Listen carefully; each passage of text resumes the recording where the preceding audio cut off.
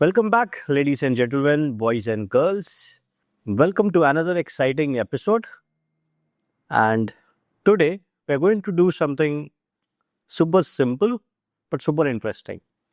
So, we did this video on server sent event SSE, and on that video, I received a small comment that how we can achieve the same thing using AWS Lambda. All right. Now, those are serverless functions. AWS Lambda is a serverless function. So, how can we achieve this using AWS Lambda? Now, back in 2023, AWS Lambda, or rather AWS, came up with this response streaming kind of thing with AWS Lambda serverless functions. So, we are going to exploit that today and let's see how it goes. All right. So, this is the context for this video. So, with this said, let's directly hop into the video and start building. All right, guys. So I'm on this AWS console now and directly go to this creating this AWS Lambda function. So I'm going to click over here because I have recently visited. If you don't see it over here, you can just search Lambda here and you'll be able to get it. All right. So I'm going to click here and this brings me to this AWS Lambda page, and it says that using AWS Lambda, you can run code without thinking about servers. So I'm going to create a Lambda function by clicking on this create a function button. Let's hit that, and author from scratch should be fine. The function name. All right. So let's call it Lambda SSE demo. Runtime is Node.js 22.x. Okay. So let me quickly check my Lambda version, let me quickly check what is the Node.js version I have got on my machine. Node --version. Oh, something wrong. Okay. So yes, I've got 22.12. So that should be fine. Next is architecture, and I'm going to select ARM64 because this is a little less costly. Permissions, I'm not going to change anything over here. Additional configurations. Let us see what we have got over here. Okay, so I'm not going to change anything right now, and let me just hit create function now, and that should create a new AWS Lambda function. Okay, so my Lambda SSE demo Lambda function is on now, and if I come to my code part over here, okay. So now I'm going to put in some of my code over here.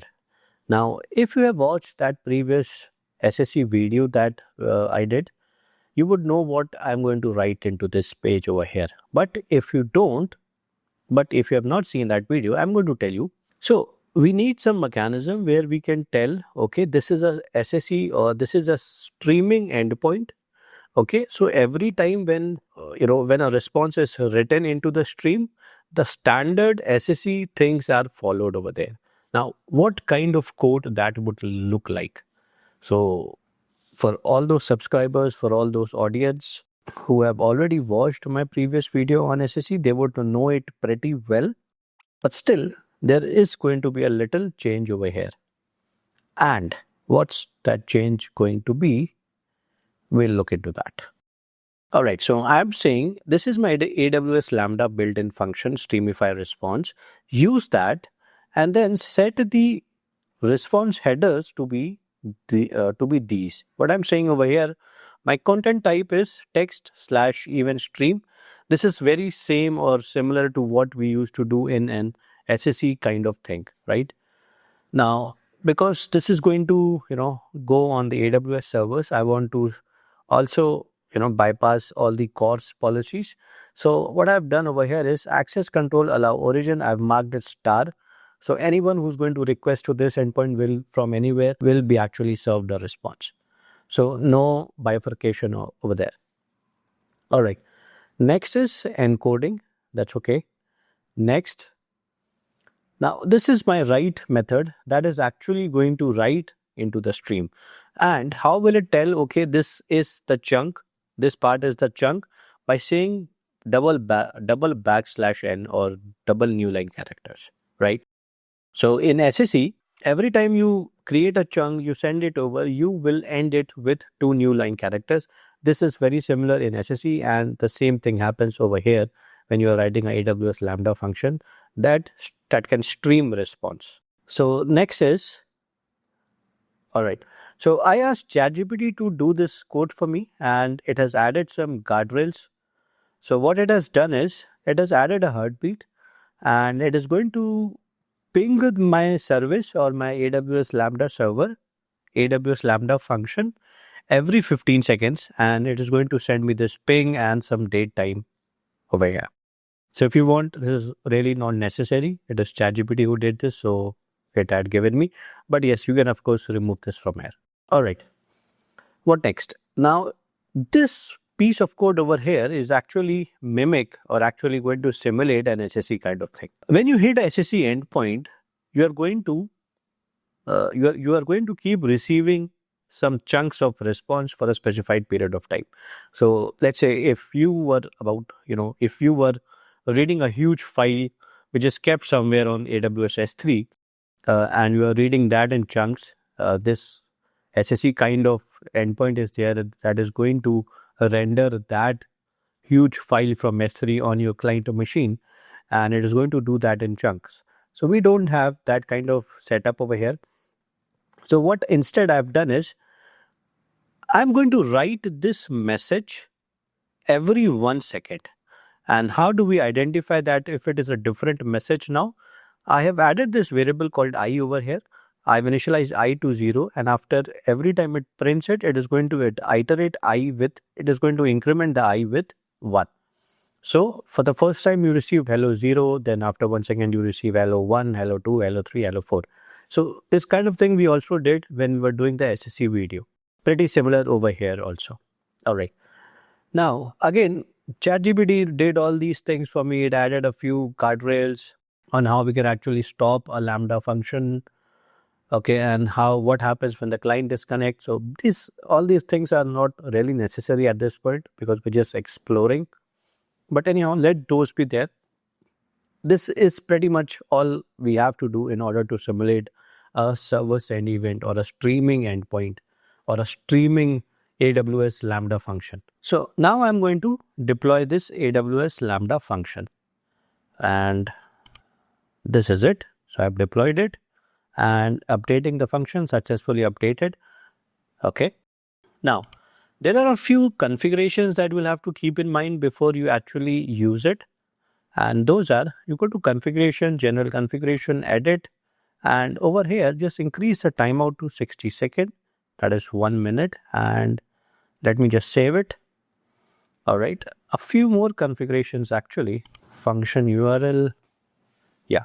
So now in order to access this AWS function or AWS Lambda function, we'll create a function URL and authentication type, let it be none.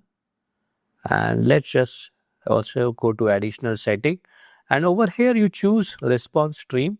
So by default, it is set to buffered, but we are going to stream a response. I'm going to choose response stream. And over here, configure course. So I'm going to select that. And over here, let it be star because we are not going to restrict anything over here. Rest everything should be fine. Just hit save. And yes, so my function URL has come up and everything else is okay. So now if I hit this or make a curl request to this, I should actually get something. Now in order to quickly test this, I'm going to come to this place over here that says Cloud Shell. I'm going to hit that. Okay, so my Cloud Shell has come up and now I'm going to do curl -n HTTP 1.1 and now I'm going to paste this thing over here. And let us see what happens. Okay, so I think it works. I got the connected message and then I started getting my event messages, all that data that I had written over there. Hello 0, hello 1, hello 2, and it keeps on going. After every 15 seconds, it is sending me that heartbeat. And I think this is working and it is working just fine. So In SSE, if at this point, if I turn off my server, my client will still keep trying to connect to my server, to that endpoint. And as soon as the server comes back online, the client will again start receiving those set of stream responses. But for an AWS Lambda thing, for an AWS Lambda function, the TCP connection itself is owned by the Lambda thing, by the Lambda function. So if I turn down this Lambda function, or if I stop it, or I'm not really sure how we can actually stop it, but if I delete it, and from some magical way, then I recreate the same thing, establish the same IDs, and then if I start it all over again, you would see that the client is not going to connect to it. So this is the difference with AWS Lambda function when it is streaming a response and a proper SSE endpoint. All right, so I hope this helped you in understanding how an AWS Lambda streaming response happens and how will a Lambda function be able to actually stream a response. So this is it for this video, and if you liked it, please hit the like button for this video, subscribe to my channel for more such content, and I'll see you in the next one. But until then, goodbye.